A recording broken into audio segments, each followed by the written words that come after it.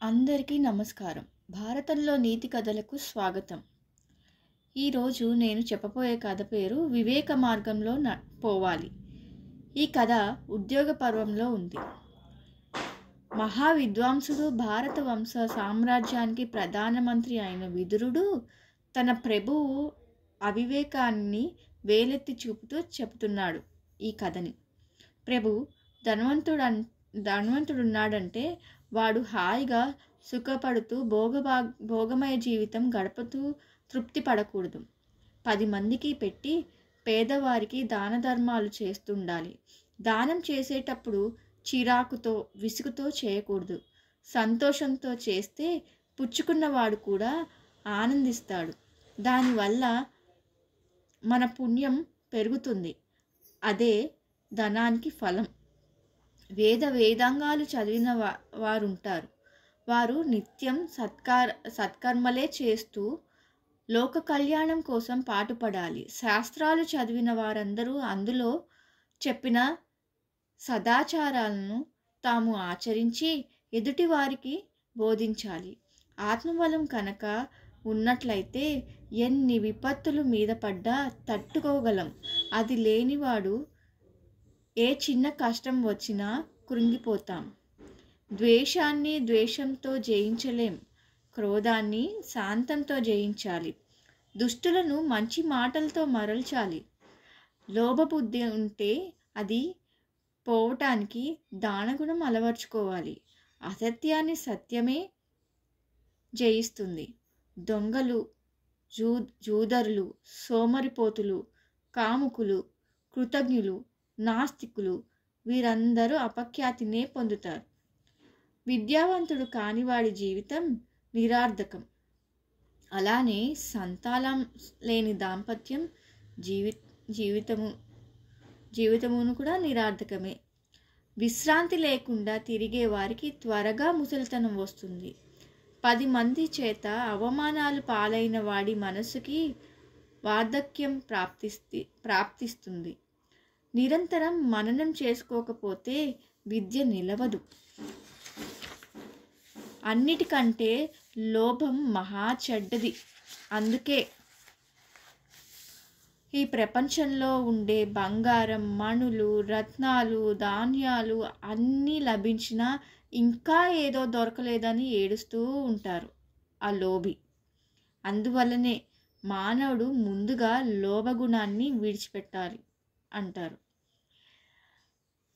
నడ్డి వంచి పనిచేసేవాడికి ఏ లోటు రాదు. సజ్జనులతో సహవాసం చేసేవానికి అపకీర్తి కూడా రాదు. వీరిద్దరూ సర్వసుఖాలు పొందుతారు. గుణవంతులను దోషులుగా ప్రచారం చేయటం కంటే మరణం లేదు. ఇతరులను నిందిస్తూ కూర్చోవటం కంటే దరిద్రం లేదు. విద్యార్థులైన వారు సోమరితనాన్ని దరి చేరనివ్వకూడదు. వ్యామోహాలకు లొంగరాదు. మత్తులు కాకూడదు. చపల చిత్తులు కాకూడదు. సర్వ సుఖభోగాల్లో తేలియాడేవారికి చదువు రాదు.